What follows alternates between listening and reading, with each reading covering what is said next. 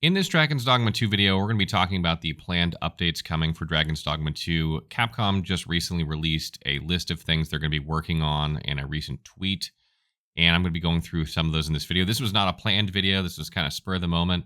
Just saw this on Twitter and thought some people out there would like to know about this. So the first thing they're working on is adding an option to start a new game when the save data already exists. This is a sore point for people. A lot of people have been complaining that, you only had one game, and this is a bit weird. I understand it was a design decision, but it is a bit weird of a thing to have in a game that you have to manually delete your save from your save files in order to create a new game.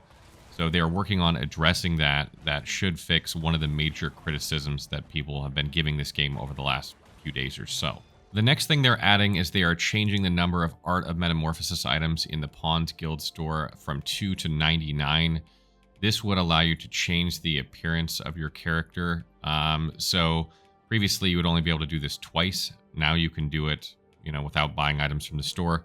Now you can do this up to 99 times, I guess. I don't know if you can do it more than that, but that should be plenty of times. I can't imagine people need to do this more than twice anyway in one character. But if for some reason you did, well, now you can do it up to 99 times. The next thing they're addressing is they are making a quest that, or the quest that allows players to acquire their own home earlier in the game. There is a quest in the game where you can buy your own home and then you can rest there and save. This becomes your in save. Doesn't cost you anything in Vernworth. And I guess they're making that sooner to make it easier for players. I'm imagining that what's happening is there's probably a number of players that are struggling at the beginning of the game with gold, probably don't have enough gold to rest frequently at the end, something like that. And this is a way of adjusting that so they're not struggling as much. Hopefully you guys saw our beginner guides and stuff and you guys are not having this problem, but if you are, this might help you out a little bit. There are other miscellaneous text and display fixes and miscellaneous bug fixes. Obviously, I don't know what all those are. I think there are just some, random bugs in the game still. I mean, it's a huge game. Open world games tend to have lots of bugs. I haven't really seen many bugs in this game, although there have been a couple weird ones. Like I had a dragon flying in place that stood there for 10 minutes just flying in place, and then I reloaded, it was gone. And like a couple other strange bugs where I got arrested once and it kept reloading in this weird loop where I kept getting chucked off a cliff. But in the 100+ hours I've played this game, I've seen very, very few bugs.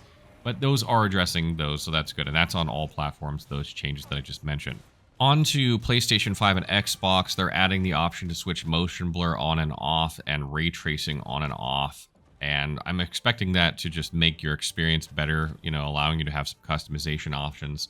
It notes here that the frame rate won't improve much from those changes, but they are planning on working on frame rate improvements over time. So it's unfortunate that that's not going to happen real soon on PlayStation 5 and Xbox in terms of the performance upgrades. However, they are working on it, so that's good news. And something I think people will appreciate, at least if they aren't getting that performance boost that they really want in coming up patches or soon patches, is that they can set the frame rate to cap 30 FPS or put variable.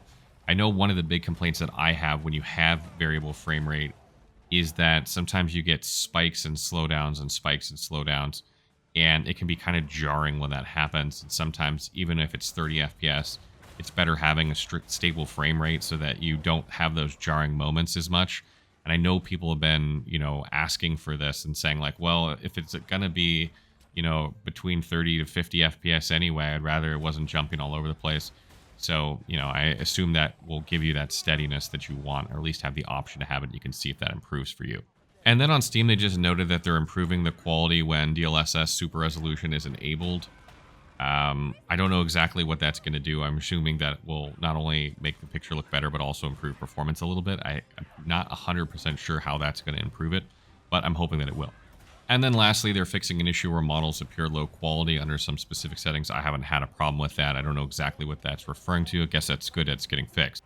All in all, I think these are pretty good changes addressing some of the complaints that people have had of the game over the last few days.